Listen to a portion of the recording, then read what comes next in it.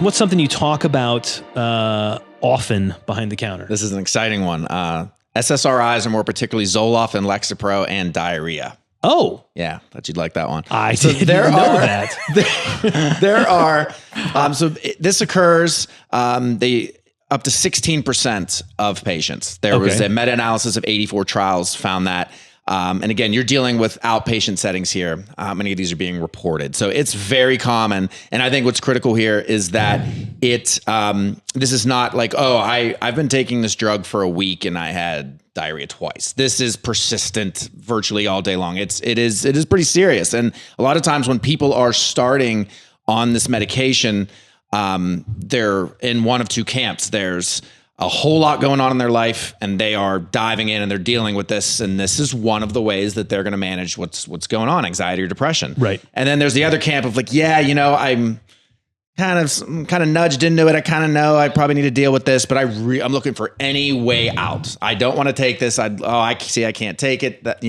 So I think it's important to know, how it happens is that there's serotonin receptors in your gut as well as in your brain. Right. Yep. Certain people, a significant percentage are just a little more susceptible to the medication activating those and being active in the serotonin gut sites. So it increases the motility in the gut, which is what's going on leading to the diarrhea. So there is some, there's a lot of evidence that does show that over time, your body does kind of rebalance or re-regulate itself relative to the motility in the gut.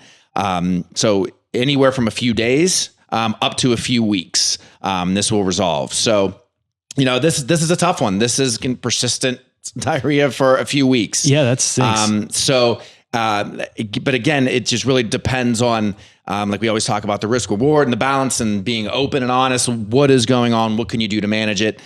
First and foremost is kind of the clean diet. I mean, you can go all the way hardcore to like the brat diet, but even just, grilled chicken, less inflammatory type foods. Sure. The basics there, potatoes, rice, grilled chicken, white bread, those kind of things, to at least help manage it. And there's honestly, especially in this phase, there's nothing wrong with some Imodium.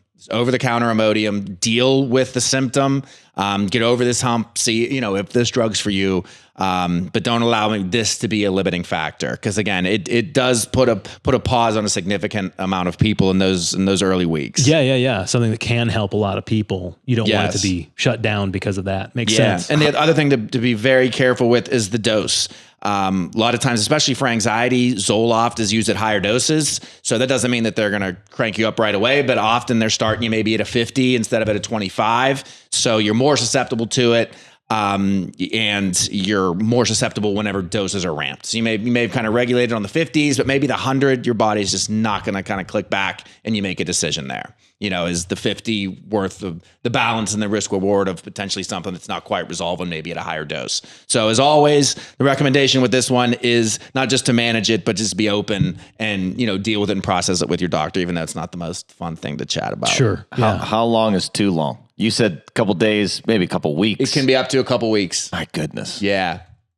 So, I mean, honestly, if you're pushing 2 to 3 weeks with this, it's time, if it's warranted, maybe that you're on a 50 or 100 to just back down.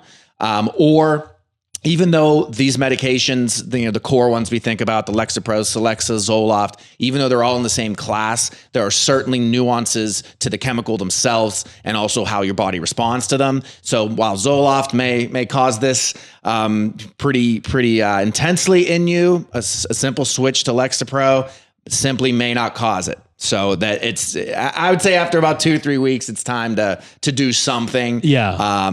And kind of go from there. I'm asking for a friend.